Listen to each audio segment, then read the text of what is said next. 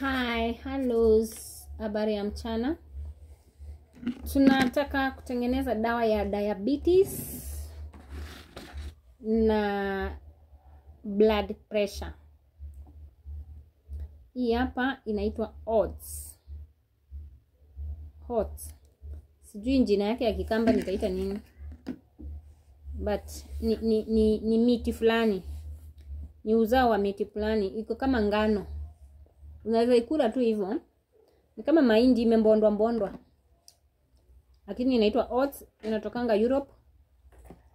Tunahitaji kikombe moja ya oats. Tunahitaji maziwa. Unaweza tumia ya packet, unaweza tumia hii ya kupima. Yes, na tunahitaji maji. Alafu tunahitaji asali. Hii ni pure honey kutoka Kitui. Yes, kutoka hapo tunaenda jikoni. Hii ni kikombe moja ya oats. Unaweka na kikombe moja the same ile umepima nayo. Oats ndio unapima nayo kikombe moja ya maji.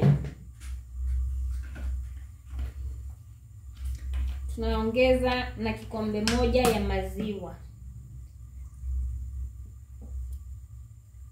Hivyo unaacha jikoni zinachemka for just 1 minute. Na uwe unikikoroga kwa sababu ziko kwa gas. So unakoroga 1 minute zinashikana.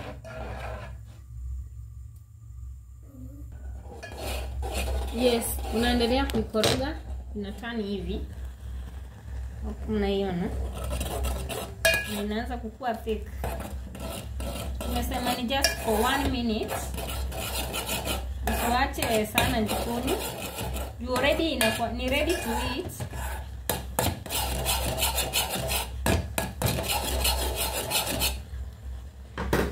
Yangu iko ready. 1 minute imeisha. Yes, sasa tunamaliza imeiva.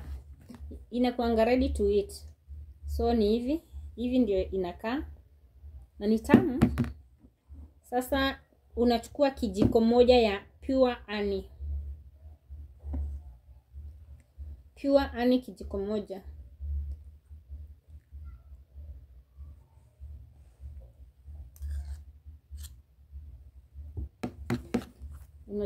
Unaikoroga.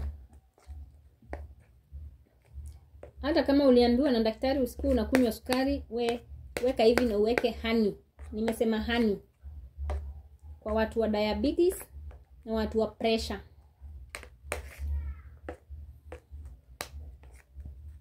Hii mixture ukikula hivi kama asubuhi unaifanya ndio breakfast ka kikombe kamoja ama half glass.